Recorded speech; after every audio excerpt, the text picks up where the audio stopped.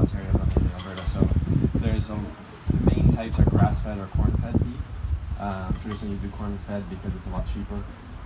Grass-fed is a lot more expensive because you have to plant the seeds, wait for that, and you have to also maintain the cows a lot more. So there's actually some amazing ways that they do grass-fed beef these days. So they'll have their whole plot of land, and they'll only have one section of it. So then that allows the grass to grow in the other section. So they'll switch it from starting out on this plot, then move to the next one, and then this one will start growing, and they'll replant and stuff like that. So the beef that we're going to be eating today is corn, but grass-fed beef, I mean, it's amazing. It's a lot more healthy for you, better for digestion. You can make amazing butter with it, as well as the actual fat is a lot more healthy than the corn-fed fat. So the first dish that Chef Louise over there is fine. There's a big thing about, I mean, if you're going to eat raw food or not, if you should eat raw beef, it's totally fine as long as it's handled properly and whatnot. It doesn't sit in the fridge for too long or have bad bacteria on it. And that's the whole thing with like the burgers, how everybody these days is like, oh, do you want your burger well done or medium rare? If you get the beef in and it was processed perfectly fine and you grind it that day and then you serve it, you can eat it raw or whatever. It's just like a tartare, right? But the minute that, say you grind meat and then you let it sit and then you mix it up after like a couple days or something, then the bacteria that were on the outside of the beef then gets mixed in, and then when you cook it medium rare, that's when you start to get sick. So as long as it's handled and eaten appropriately, then everything's all good.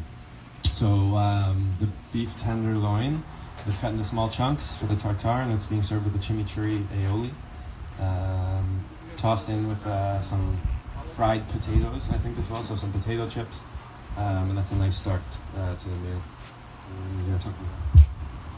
Nice.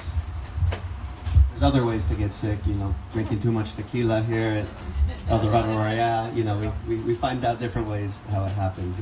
We need to get you a glass of wine, Chef, because we need you to participate. All right, so we're going to jump into the wine, and I want to say a couple things first because I really want this to be interactive. So first off, remember we're on vacation, and you're probably never going to see any of these people again. And if you do, it's back here. So you can let's let the guard down a little bit. Feel free to say what you like. In wine, there's really no wrong answers. Maybe if I ask you what you're smelling, don't say grapes or air. Anything other than that, your money, right? Wine is like art. It's subjective. What I think is great may be different than what you think. So let's have some fun today, and feel free to get started because we have some more bottles. We're gonna keep. We'll let you revisit until there's none left. And then also, wine. I'm from wine country, and I never wanted to be in the wine industry growing up. I thought everyone was like this. It was intimidating. I hearing words in French and Italian, and I got lucky the way I became in the industry because my background was international, and they wanted someone to represent them in Mexico. So actually 4 years ago, I lived out here for almost 2 years and got to sell wine in Mexico, and then I fell in love with the industry. And what I realized is wine is not intimidating at all.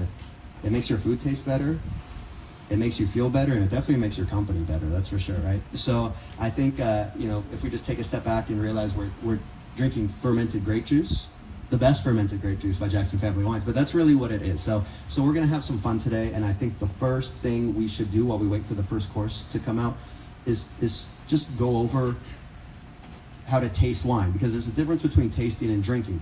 Drinking's what I do after work, the game's on, and I'm drinking it, right? It's going down the hatch, and maybe it's wine, maybe it's beer, maybe it's tequila. Tasting, we're actually paying attention, because what's really cool is once you understand what's going on and you understand that the grapes and where they're growing and what the weather's like and the terroir, right? Everything from the climate to the weather to the soil to if the winemaker's nice and reads the grapes books at night or if they treat the grapes really mean. All of this encompasses how the wine tastes. So it's sort of fun to understand, wow, I can taste this and figure out where these grapes came from. So who here would say they're new to the wine game? You know, they don't really buy it at home, but if it's open, they're going to drink it. All right, I got some newer. How about, taste it? You like to taste wine at home, maybe a glass or two every night. More on the pros. You guys are helping me with our Jackson Family Wine sales back home. Cool. A little mix of everything. Perfect. And please feel free to dive into the food. What we're going to do, and just let you know, it's not one wine with each course. I want you to experiment with every wine for each course. So we're going to go over how to taste wine really quickly. first off, what do you think is the first sense you use when you taste wine? Is it touch? Is it sound? Is it sight? Is it smell? Is it straight taste? You can point to it, you can shout it out. What sense are we using? Smell, sight, Taste. taste. You're just like, let's get to it. It is called tasting. Sight. Yeah, you guys have been to these events. Okay. Sight is correct. And there's a couple things we can see from, yeah, good, right? So we can see a few things from using our eyes. The first thing, we want to hold at a 45-degree angle. If you have a napkin, it's always easy to hold something white behind it to see. And you can tell actually the age of the wine and what's going on. So if we look at the core or the center and that color, and then we look at the rim. Now the rim's always going to have sort of that watery shell on the outside, but when a red wine gains age, it's maybe past its prime, it's going to lose color. White wine's going to do the reverse. It's going to gain color. Either way, just remember, if it starts to look brown, it's probably it's a little too old. Put a cork in that bottle, bring it over to a friend's house as a gift. So I think we could all say that looks pretty similar in color, right? So this is a 2012, so still for a Cabernet Sauvignon, pretty young, right? So that's nice. And another thing, we're going to give our wine a swirl. If you're worried about spilling, go ahead and put it on the table, because it's easier to do it like this, or you can do it like this. And then we're going to look, and we call these the legs, the tears, the droplets. I like legs, just sounds nice. And we're looking at the viscosity, how thick the legs are, and how fast they're moving. This is going to tell us the alcohol. Back in the day, people would say, oh, it would show you the quality. No, that makes no sense. It's going to show us sort of the alcohol. If they're really thick and moving really slow, like at turtle pace, higher in alcohol. That's why sometimes maybe if you have a rosé or a Sauvignon Blanc, you might look and it's so thin or it drips so fast you don't even see it because it's lower in alcohol. The good thing with Jackson family wines is our wines tend to be higher in alcohol, which is nice. So anything 13.5% or higher is known as higher in alcohol. So I would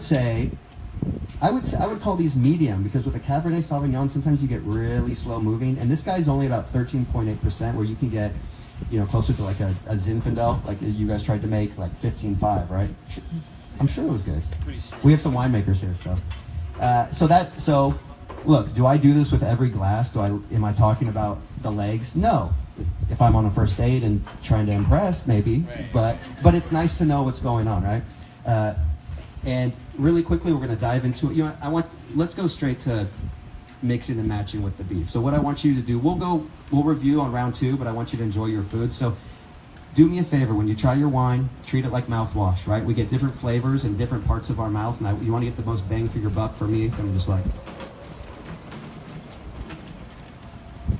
right? Because you're going to get savory over here, sweet over here. So I want you to take a sip, try the food, all right? Move on to the next one. Keep going, see if you get different flavors. Now these wines just got open. Hola.